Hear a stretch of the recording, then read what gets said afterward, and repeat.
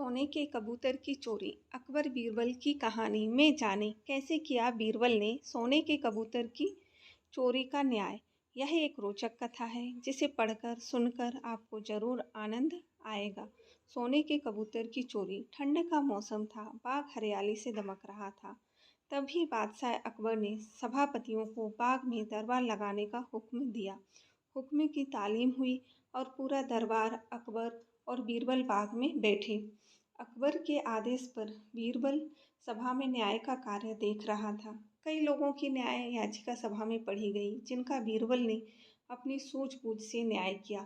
लगभग सारी याचिकाएं पढ़ी गई। न्याय के इस कार्य में कई घंटे बीत गए। थोड़ी देर बाद दरबार में एक व्यापारी आया। उसने चोरी की अर्जी लगाई थी। उसने कहा एक बार वो दिल्ली गया था। वहाँ उसने सोने का कबूतर देखा। उसके पंख सोने के थे। उसने वो कबूतर पूरे 10 सोने के सिक्के देकर खरीदा था। बाद में उसने उस कबूतर को अपने घर में पिंजरे में रखा और रोज सुबह और शाम उसे दाना डालता। रात्रि को उसने दाना डाला, लेकिन अगले दिन उसने बाहर जाना था, इसलिए यह कार्य घर के नौकरों को सौंप दिया। जब वह वापस आया तो कबूतर पिंजरे में नहीं था। अब उसे नौकरों पर शक है कि उन्होंने मेरे कबूतर को मार दिया, पर उसके पास कोई सबूत नहीं है।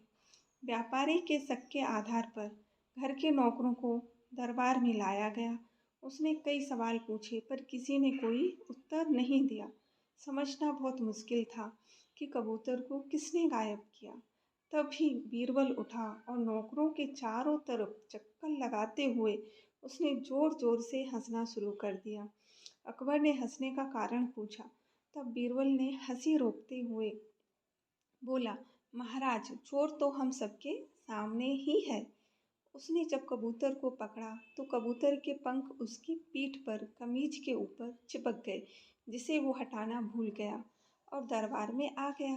बीरबल की बात सुनकर एक नौकर घबराया और उसने अपने हाथों को अपनी पीठ पर फेरने का प्रयास किया कि क्या उसकी कमीज पर पंख हैं। ऐसा करते उसे बीरबल ने देख लिया और झट से उसे आगे कर चोर के रूप में दरबार में पेश किया। सबने उसकी कमीज देखी, जिस पर कोई पंख नहीं था। तब बीरबल ने कहा, उसने चोर को पकड़ने के लिए झूठ कहा था। उसे पता था जिसने चोरी की है वो जरूर अपनी पीठ की तरफ अपने हाथ बढ़ाएगा और अन्य नौकर सहजता से दरबार में खड़े रहेंगे।